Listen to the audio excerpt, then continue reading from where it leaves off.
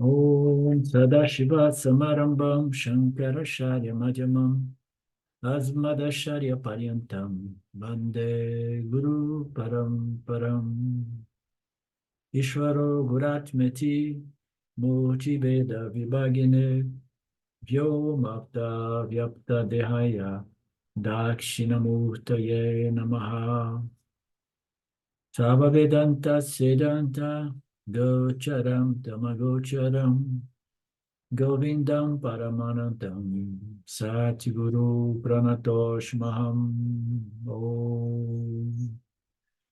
Om Shanti Shanti Shanti Om Namaste. Verse 10. Before beginning the verse 10, the previous verse, the verse 9, Swami concludes the last paragraph saying, in the awake state, learn to think of the dream state as the dreamer. So we need to position, put ourselves in that suborder of reality. And then from that standpoint, we can judge the dream world. So we are here trying to understand those, the final declaration. We see in these Upanishads that the waking world is as unreal as the dream world. I mean, there are differences, yes, but it's not real. Both of them are not real. Both of them are just superimposition of projection. So here it's saying like from the awakened state, learn to judge the dream world, putting yourself in the position of the dreamer. And then in the dream world, the dreamer says that whatever he is imagining is experience outside from the dreamer's standpoint. The dreamer says that it's real. So that's the point here. In order to make a fair judgment, we need to stay within those suborders of reality. That's the point here.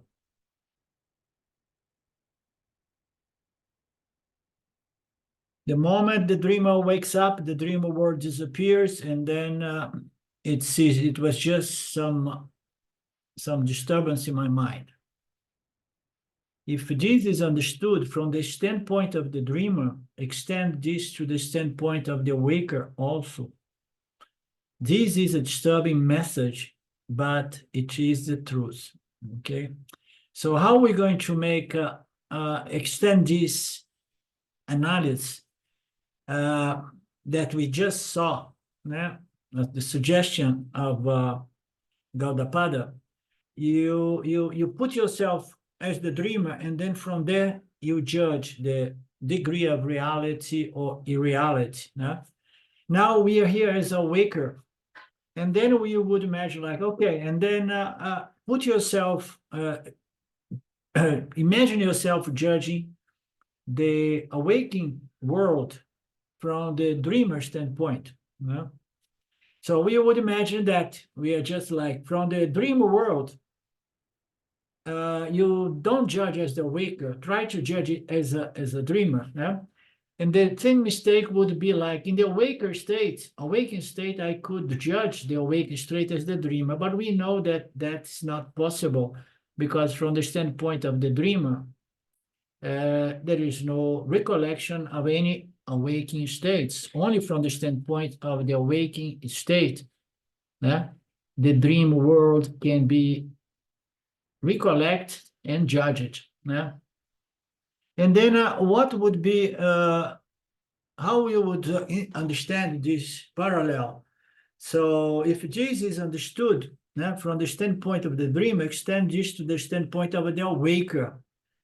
And then from the standpoint of the awaker, the dreamer would have to say, no, there is no awakening world. But the point here is related to what we have seen a little bit before, the spiritual awakening from the standpoint of Aham Brahmasmi.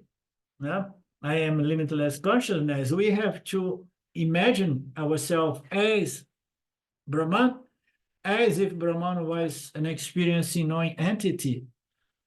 But from the standpoint of this profound and firm and clear understanding that I am the unchanging Paramatma, yeah, and then only then I can judge both the dream world and the awakening world. Yeah?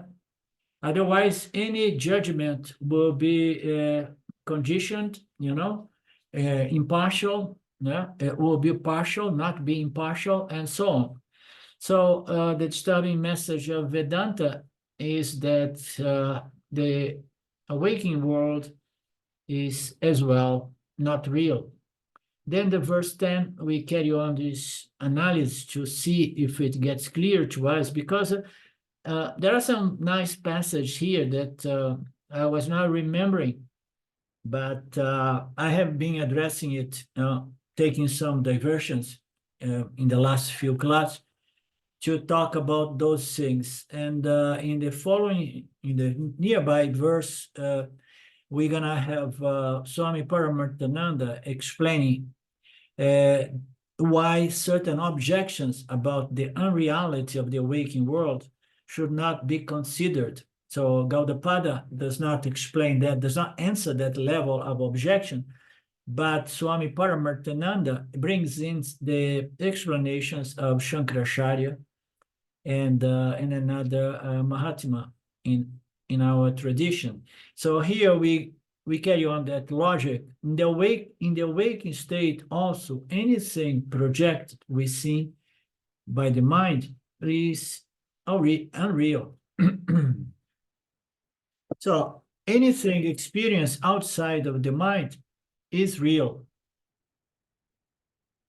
So it's presenting here that in the awakened state, anything projected we see by the mind is indeed real. From the awakened state, you can analyze the projection of the mind in the dream state. Yeah? But we could also extend this teaching here, amplify this one, and say, even in the awakened state, we keep projecting, superimpose our pratibhasika on that which is the objective physical reality of the awakening world, the physical material world. So we do this superimposition as well. Even in the awake state, we keep projecting our vasanas. Yeah? That's why James used to say, it is how you say, it is a very radical statement, but it has some truth to it. You don't experience the world, you experience your vasanas. You remember that, Lynn? You experience your vasanas because you are superimposing your vasanas, your likes and dislikes, your tendencies and predispositions. But here it refers to in the waking state, know that the dream world is a projection of the mind, therefore it's unreal. Anything experienced outside must be real. And then in the waking world, we see that the world is outside, and my mind is not projecting that. But what I'm bringing this point because we are not aware that we are projecting even in the waking state. You understand? So even in the waking state, the physical material world is not my projection, but I am attributing value and utilities and things like that. And the unreality of both must be considered reasonably. An ordinary human being who has not been taught the scriptures of the Upanishad will conclude in the awakened state that whatever imaginary world that he imagines within his mind to be unreal. But he will say that the external world that he experienced through his mind and sense organs, which should not be his part of his imagination, but it is, there is a degree of imagination superimposed, is real. The above will be the normal conclusion of every common living being, human being. After the spiritual awakening up, how are you going to wake up? Oh, it should be a wonderful mystical experience, huh? So you are there dreaming, and then you whoop, You shift your identity for the awaker, and then you experience the awakening world, physical material. And now I'm in the awakening world, boof, I'm going to shift it to Paramatma, to Brahman, to consciousness. And then this spiritual awakening is going to transform me to Turiya. And from Turiya, I'm going to be seeing the waking world as unreal. So it gives us impression that there is an actual experience, that now I know I am Brahman, now I know I am Turiya, and now I experience Turiya. I experience the world from the standpoint of Turiya. So I like to hammer on those points because it's not a question that you're going to have a mystical experience and then be experiencing the world from the standpoint of Brahman or Turiya, okay?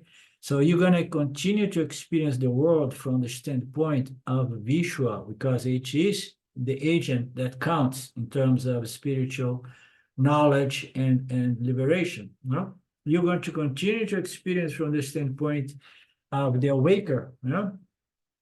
But this understanding will make you experience this physical material waking world differently. Understand? It's the same world that you experience, but you experience it differently because you got Atmayana, self-knowledge, and now you know your true nature.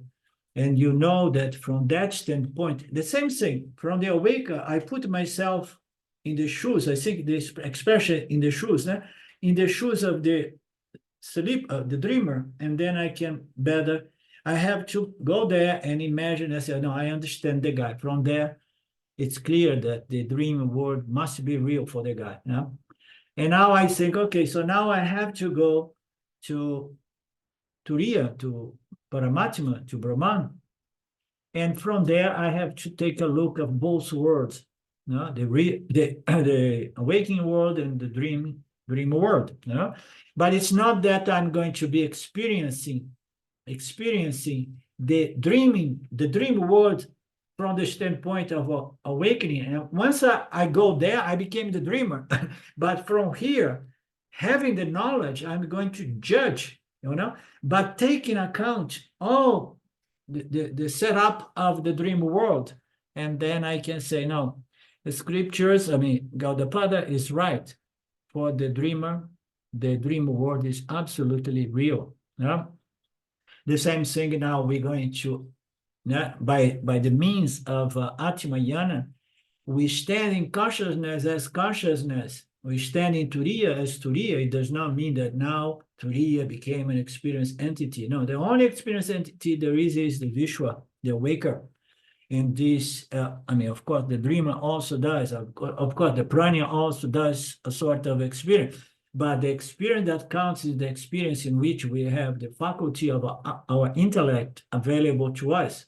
And then you stand in Turiya as Turiya, although Turiya is not an experienced entity, but you put yourself, in the position of consciousness, and then from there, you understand that both are unreal, okay? Both must be falsified. So the unreality of the dream world, the unreality of the waking world is accepted, valid from the standpoint of Aham Brahmasmi, the Turiya. The higher reality is my nature, Turiya. So the criterion of internally and externally is not valid.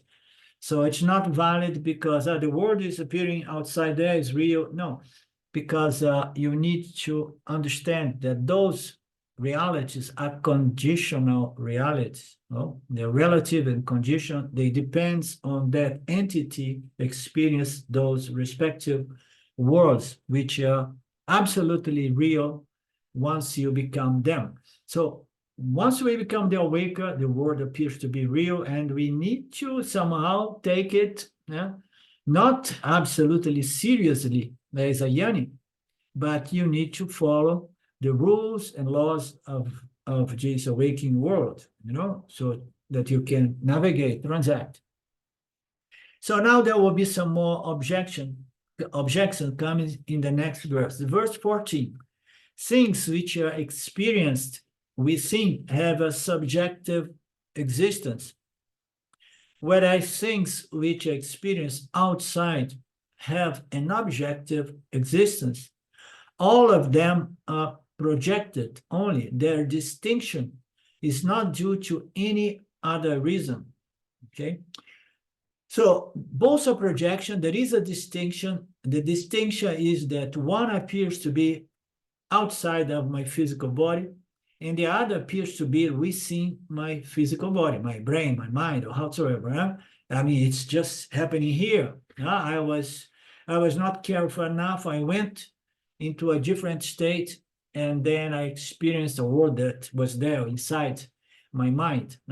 So inside and outside is the only distinction, but that does not make one real and the other unreal. Okay, so there is only this distinction, but there is a common fact, which is both projections, both are unreal.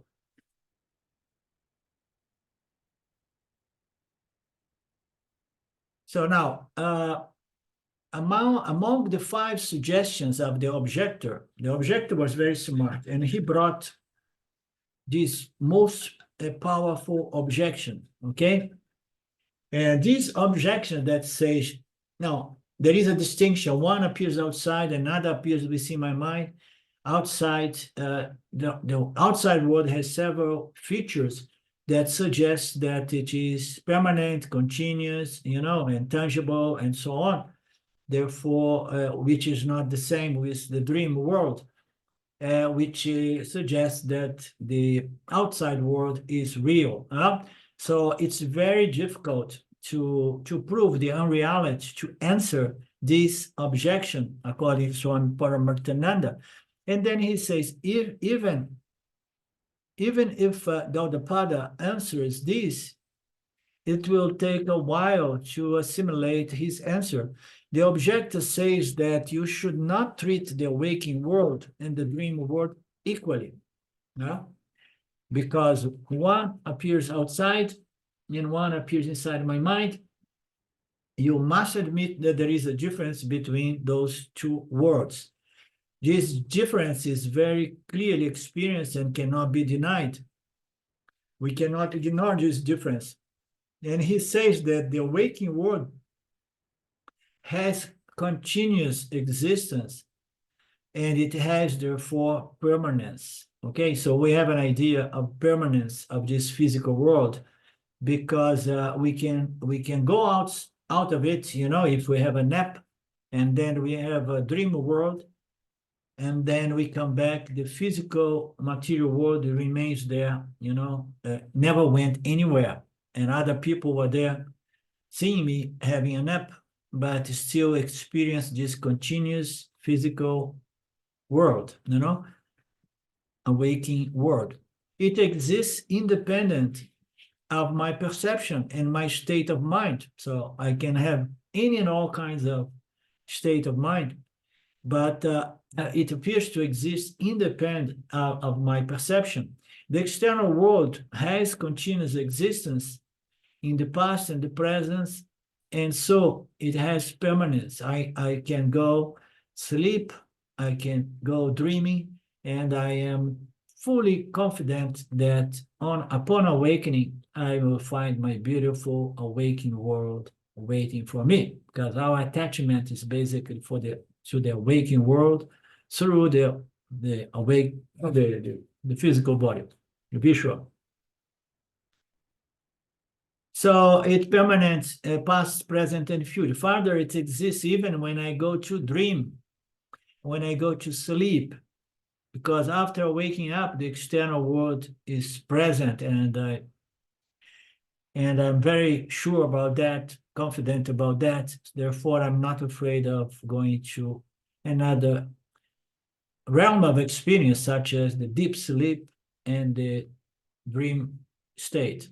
So the awakening world has continuity, as it seems, permanence, and independent existence. So it does not depend on what? On my mind.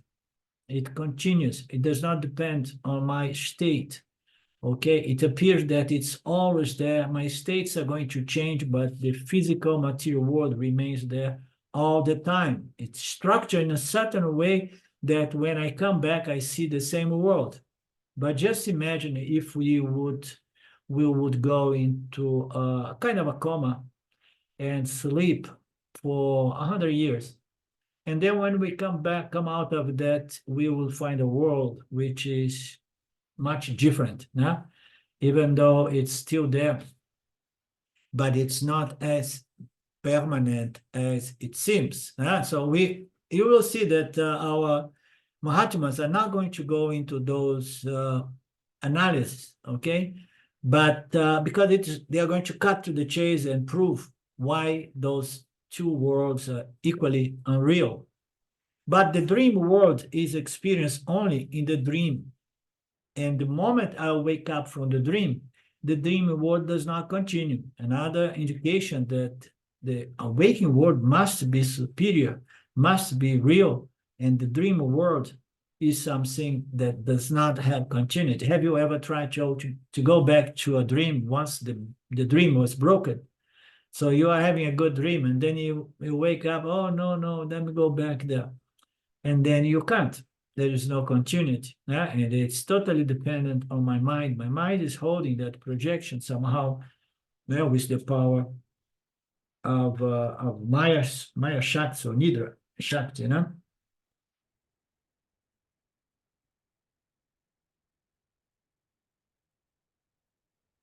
Therefore, the awakened world must be superior to the dream world, and I cannot treat them equally. It would be very unfair. So the objector says that the awakened world, are you following, Philippe? The objector says the awakened world, which is independent and permanent, is Satya, and the dream world, which is temporary and dependent, is Mithya. It depends on my mind projecting that. But the awakened world is there. Even if I am a yogi with many powers, I cannot make the physical world disappear. So it exists independently of my mind and my desires for experience the world or not experiencing the world. The awake world is Satyam because it's continuous. That's the bottom line. Gaudapada used two special expressions to describe the objector's argument. He indicates that the awakened world's permanence by a name called Divayakalatva. Let me make my screen bigger here. Yakalatva, which means continued existence and objective existence. I want to just go back for a moment to the verse 14, when Gaudapada says, things which are experienced within have a subjective existence, whereas things which are experienced outside have an object existence. It now came to my mind that I presented questions to Swami Paramarthananda, now with the help of Mark, and Swami Paramarthananda correct me in that point. He said, no, once for the dream world is not a subjective existence or experience, it is objective. And when he answered me, he did not elaborate that much, but he was correct, especially if he would have elaborated a little bit, because the dream world, we experiencing our subjective mental material, but as a dreamer, we do it objectively. So it is an objective experience, and it is a projection of my subjective material, my vasanas. So things I experience within have a subjective nature, existence, although it is experienced objectively from the standpoint of the dreamer, right? Whereas things which are experienced outside have undoubtful objective appearance, existence, okay? I and the physical material universe. And I'm not the one projecting that. Some other power is projecting that. But all of them are projected only. Their distinction is not due to any other reason. Distinction is just because one is a projection of my mind and the other is a projection of something beyond the intellectual understanding. But the scriptures, they gives us some indications or pointers or clues of how and who and what is projecting, holding this projection, as we know. So just remember that passage in Chennai with my question to Swami Paramarthananda. Okay, let's go back to that difficult word to pronounce. Two special expressions to describe the objector's argument. Gaudapada indicates that the waking world permanence by a name called Dvayakalatvam, which is a continued existence or objective existence, okay? And the temporary existence of the dream by Shitakala, subjective existence. So here he's using the subjective existence and the object existence. The waking world continues to exist before our dream and also after the dream when we wake up. So it's not that I project the dream world, and when I do that, the awakened world stops for everybody. Just imagine, everybody is stopping the waking world every time I change my... No, it's impossible, yeah? Because there is always somebody dreaming all the time. So the awakened world continues to exist before our dream and also after the dream when we wake up. This is called Divayakala. When you experience something for the first time, it's called Pratyaksakala. And when you experience the same thing and recognize it as what was there before, it's called Pratyabinyakala. So thus, in the past and later, the awakening world continued to exist. So when the world comes back, we know, oh, I recognize this world. I have been here and I have been experiencing the same world again and again. I just took a break and I went to the dream world, but here I am back. I recognize what was there before and it's now here. So this is this pra. And when you're experiencing before it's called pratya. Okay, it's you are not experiencing the world for the first time. You experience it every day, and it appears to be continuous and permanent and unchanging to a certain extent. Now,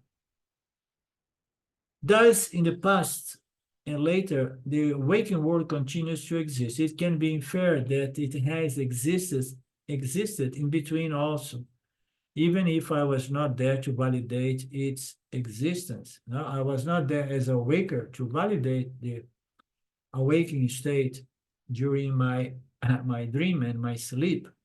So this felt continuity is proved by pratyaksa and pratyabinya, which is called therefore the awakened world has independent existence. Let's keep those technical Sanskrit words.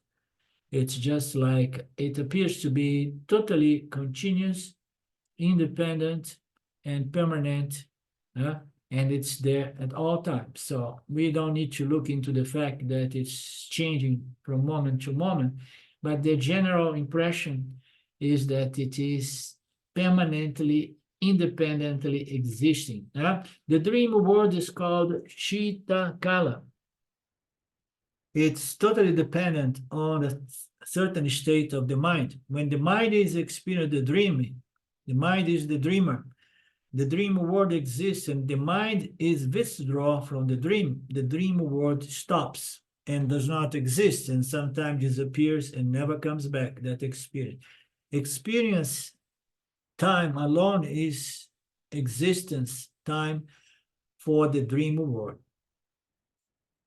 So when we do an experience in the dream world, we experience time and the existence of the dream is very fleeting. No?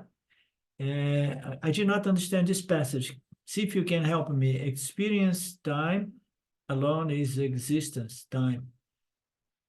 So we experience for the dream world. Do you guys? What he's saying, Alindo, I think, is that the dream only exists while we're experiencing it. Experience time alone is existence time for the dream world. Yeah. Yeah. It appears to exist, but only while we experience it. Whereas the awakened world, it appears to exist even when we are not there experiencing and validating it. Yeah. Thank you, Mark.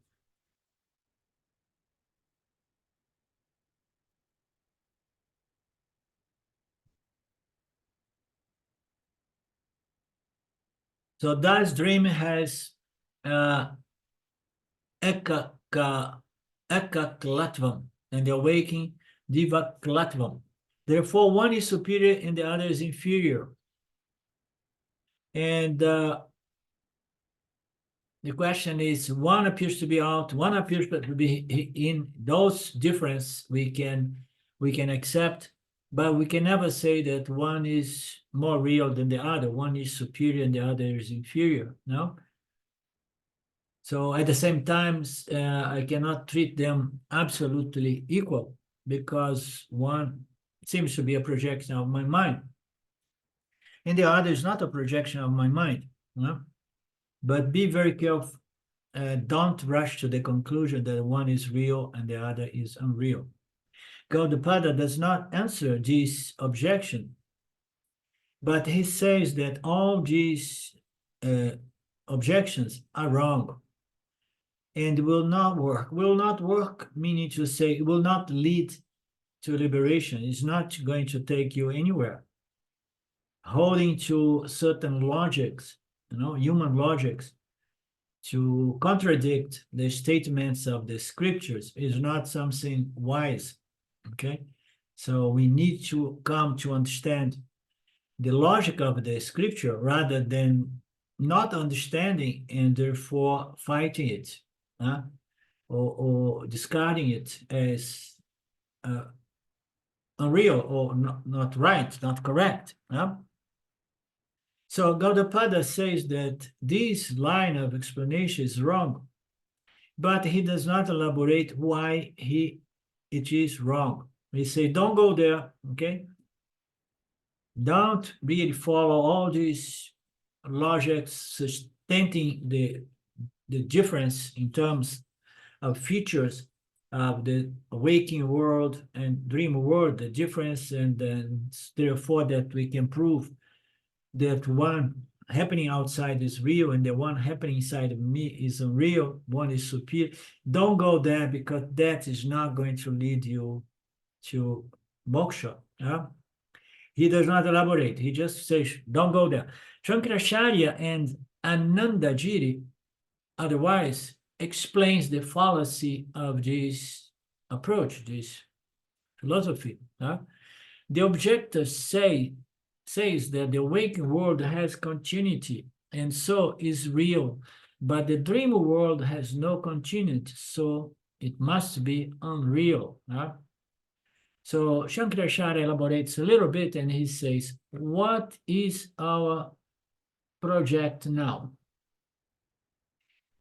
Is the assessment of the awakening world and the dream world. So what we want to accomplish here now is like we want to judge, we want to access, to see which one of these, if anything, is superior and inferior, more real or less real. So this is the goal here. Okay, we want to access these different states and the different worlds to come to a conclusion in respect to the reality or unreality, superiority or inferiority. We wish to find out which one of the two is superior, which one is real. We also want to know the merits, the merits of these two. So Gaudapada says that whenever you want to access two things or two people, you require a judge. Very nice. We need to have a fair judgment. What should be the criterion for the judge? The judge must not be related to the contestants or the competitors. So there is a debate here, and then there is the awaker.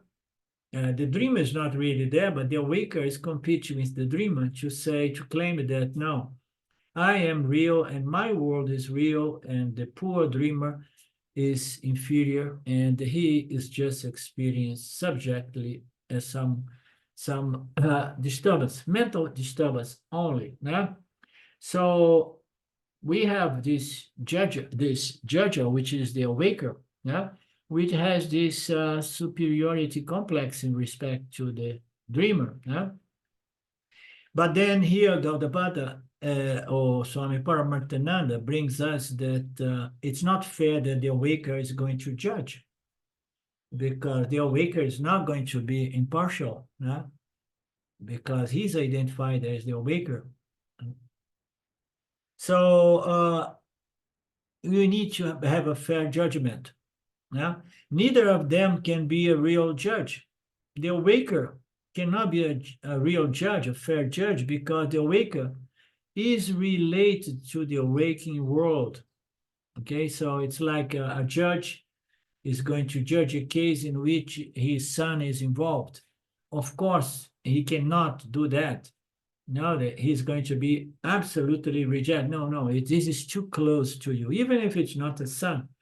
But if there is some other relation to the judge is not accepted. So in this case here, the awaker cannot be the judge because he's totally identified as the awaker. He relates only to the awakened world. On the other hand, the dreamer cannot be the judge because it relates only to the dream world. Furthermore, the dreamer cannot judge because only from the standpoint of the awaker, we can, in retrospect, judge and the dream world. The dream world, the dreamer cannot judge the awaker. Maybe in some circumstance, you are dreaming and they say, oh, the awaker. So no, the awaker, I remember my awaker and I start to suspect that this is a dream. So it happened to me a few times, something like that. But generally speaking, only the awaker can reveal the experience of the dreamer. So the awaker cannot judge and the dreamer cannot judge because both relate to their respective world. When both of them relate to their respective world, their judgment will only be partial and colored by their biases, by vasanas, by their identity. When the awaker is assessing the dream world, these two, he will say that the awakened world is permanent and the dream world is impermanent. So the awaker is looking at that. The dreamer's assessment will still be even worse. He will always feel and say that the dream world always has continuity and the dream world has independent existence. And furthermore, the dreamer's assessment is even worse because he's not even aware of the awakening world. He say, no, the only reality is the dream world, okay? But from his standpoint, that's all he knows. The dreamer will say that the dream world is the only reality. It happens continuously, independently, and permanently. When asked about the awakened world, the dreamer will say, "What? I never heard." Huh? At least the awaker says that the dream world exists because I have been there temporarily. But for a dreamer, the awakened world does not even exist. And he will ask, what are you talking about? What is the contest here? The only reality is the dream world, and I am the dreamer. I am the only reality. So the awaker and the dreamer give two different verdicts in the context. Which one is correct? Both cannot be correct because they are partial judgments made by observers that are involved, related, and identified with those states and those worlds. That's why Vedanta says that we can never know what the truth is. We can never know what reality is standing in irreality. So we are making these parallels between the dream and the waking world. But Vedanta says that the only reality is not going to be accessed neither from as the awaker standing in the awakened world, and much less as the dreamer standing in the dream world. So Vedanta says that we will never know reality standing in Mithya. We need to, although still in Mithya, we need to stand in Satya as Satya. Whatever the world we are studying, whatsoever mystical realm or celestial realms or whatever, so whatever order or suborder reality we study, it's always within Mithya, and the observer belongs to that exact order or suborder of reality. So the awaker is going to study the waking world. The dreamer is going to experience not having much of intellectual faculty at his or her disposal. It's not, you cannot study much and understand much as the dreamer. And as a sleeper, we just enjoy the absence of this fundamental duality, experiencer, knower, and experienced or known. So whatever world we are studying, the observer belongs to that world, and therefore the conclusions will be conditioned and partial, totally biased by one's mental state. So no one can know reality.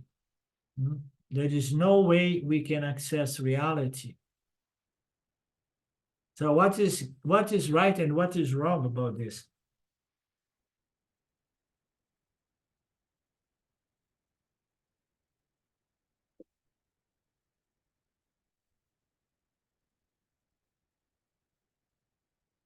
So nobody can know reality.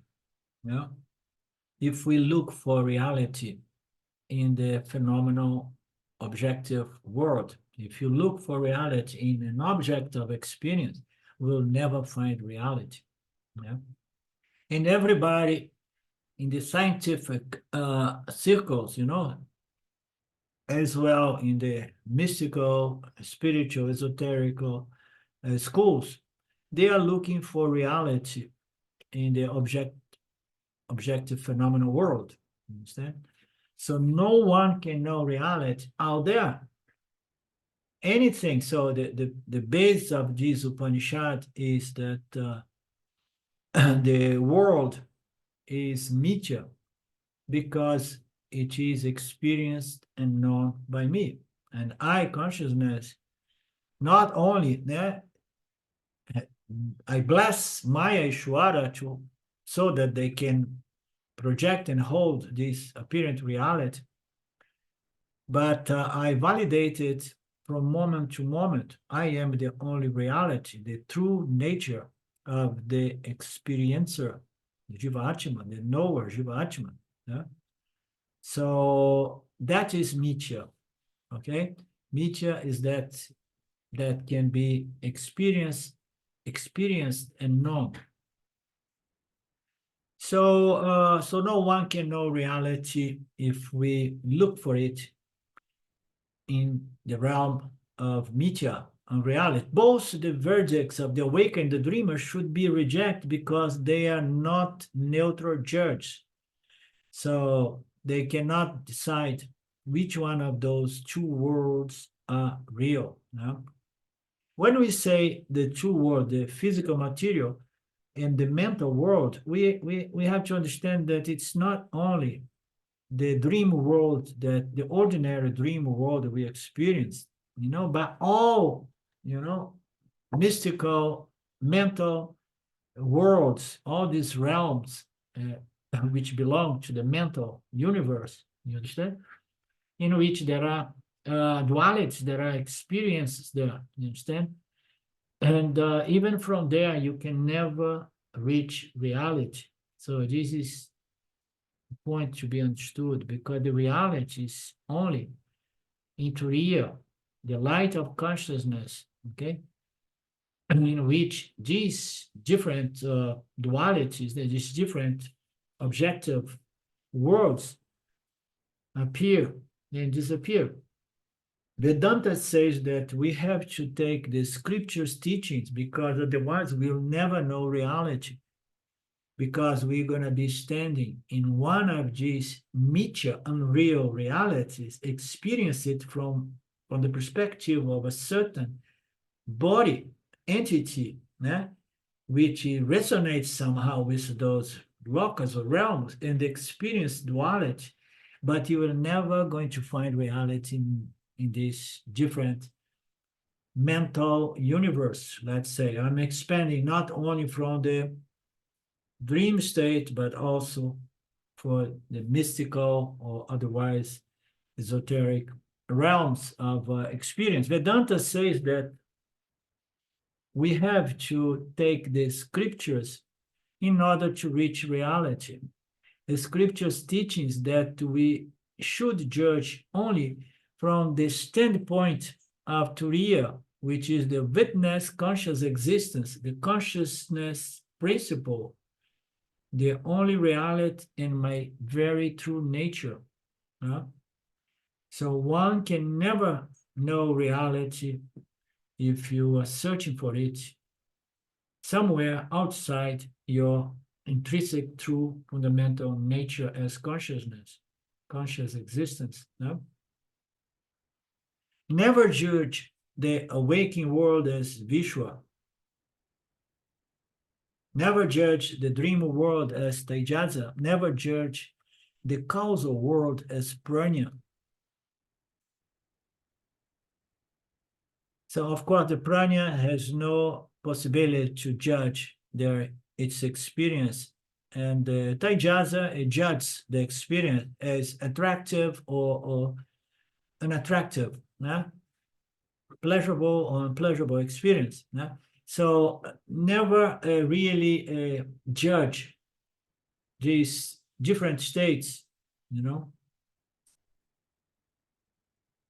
as the Vishwa, because the Vishwa, suffering from this sense of superiority, says, I know, I understand those three entities, these three worlds, but I am the superior one because I am experiencing reality. The Vishwa in the awake world is the most important, because only then this awakening entity, the Vishwa, the awaker, has somehow its intellectual sharp and awake, and with the potential for exam experience, even as the dreamer and as the deep sleeper.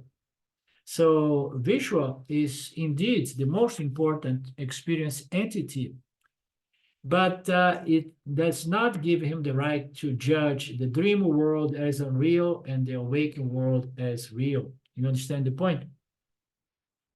It does not give us the right as Vishwa to judge that. Never judge the causal world as pranya, because we say as a pranya, because I say, no, as a deep sleeper, I enjoy that experience, but I know that, there is no reality to that,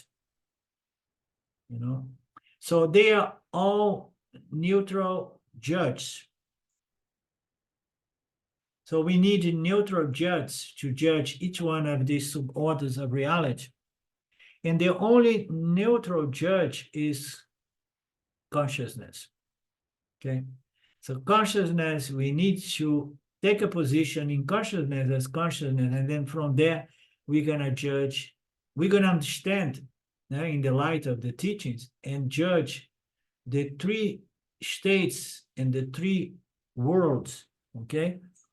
In a way that is not partial. Impartially, we will understand, okay? Each one of these causal, subtle, and awakening physical material world, is part of the same expression, it's Atma projecting the universe and producing a variety of entities experiencing different locus or subtle experience, and even the physical reality as we do with the instruments we have at our disposal. So from consciousness, we can have a good understanding of the three, and the good understanding, the correct understanding that they are all mithya.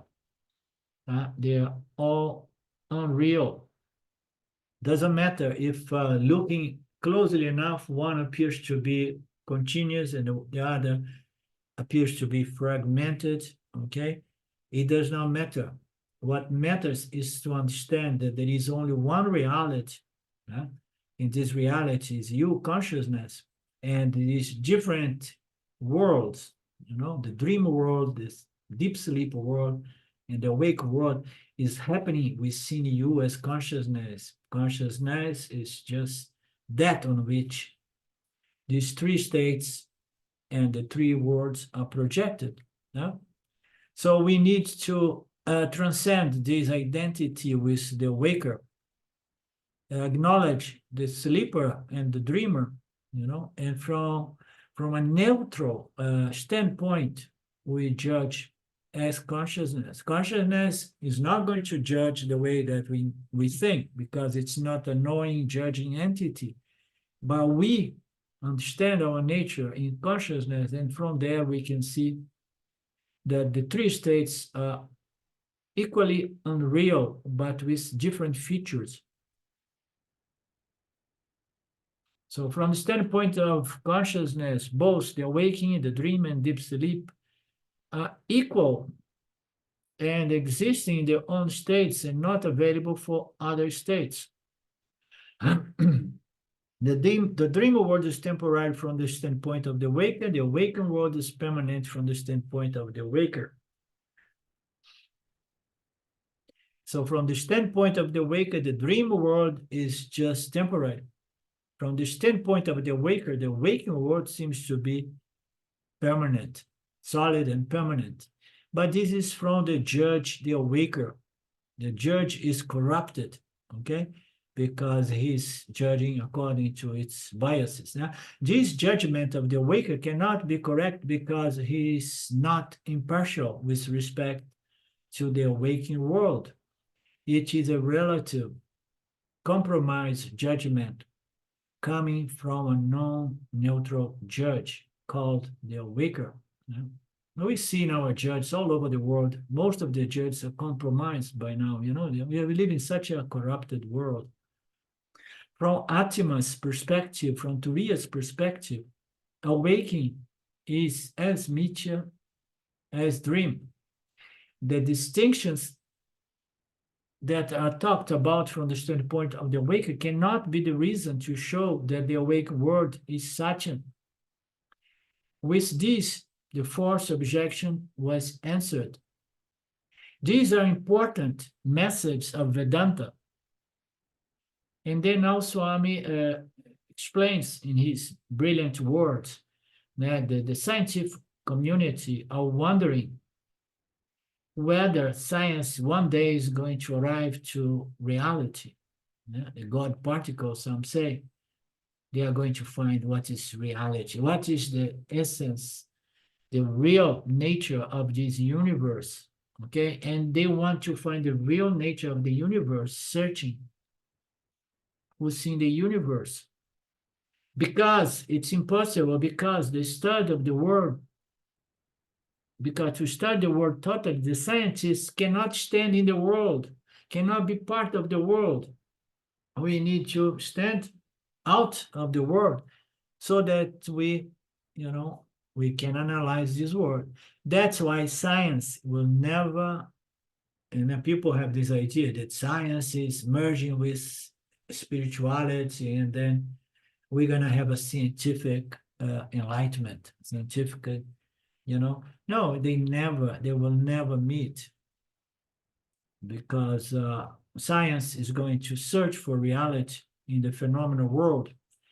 And reality is found only in the very nature of the scientist, but the scientist has no clue about its nature. It thinks that its nature is matter, and out of matter consciousness somehow appear to the party, You must stand outside of the world to get a realistic picture of the world. For science, truth will be out of reach. Remaining as part of the world, we are trying to understand the world. Using our brain, our own brain, we're trying to understand the brain. So we have these expressions that sometimes when people are too involved with a certain issue or somebody, and they say, no, I'm sorry, you are too involved. You cannot have a proper perspective here. So go and find some help. Somebody is going to present you a different perspective because this somebody is not as involved as you with whatever is happening. Remaining as part of the world, we are trying to understand the world. Therefore, truth will always remain as a mystery. This is the conclusion arrived by some of the scientists. Some of the scientists will say, like, no, reality, the truth, it remains a mystery because you will never find really something which appears to be real. And reality is that which is always ever present, never modifying or changing from a moment to another. And the nature is, the phenomenal world is a constant flux of change. Therefore, truth, and then to find the fundamental nature of the atom, okay? And then you keep looking and looking, and at the most you're gonna come to something close to space. But space is yet not it. Space is something appearing in consciousness, and the space modifies according to one's perspective as well. So therefore, truth will always remain a mystery for some of the more honest scientists. Veda says that to live in the empirical world for transactional purpose, you can use the instrument. You must use the instrument that you have. But to know the truth of the universe, the truth of yourself, you need different instruments of knowledge. These instruments are the Vedas and the Upanishads. The Vedas says that it has an answer to give you if you are open enough to understand it, subtle enough, mature enough. It's the most simple thing. It's the most simple thing. But yet, most minds are not subtle enough to capture it, to understand it, to receive it. Veda has an extraordinary vision of the world which is not vitiated, compromised by any particular limitation. It gives an objective presentation, and that is what we should try to understand, rather than trying to start with our own instruments or pramanas of knowledge. Gaudapada also says that he is not giving his truth, but that Mandukya Upanishad has given a unique message. Let's try to understand that message. The message is, as a waker, you can never arrive at reality. You can only arrive at reality as consciousness, in consciousness as consciousness, in Turiya as Turiya. Yeah? As a waker, you can never arrive there. Okay, so this is going to continue verse 15. It's a beautiful topic. And Monday is Christmas. Shall we skip Monday class? Yeah, and we meet again on Friday. Okay, doke. Anything from you guys? Any note?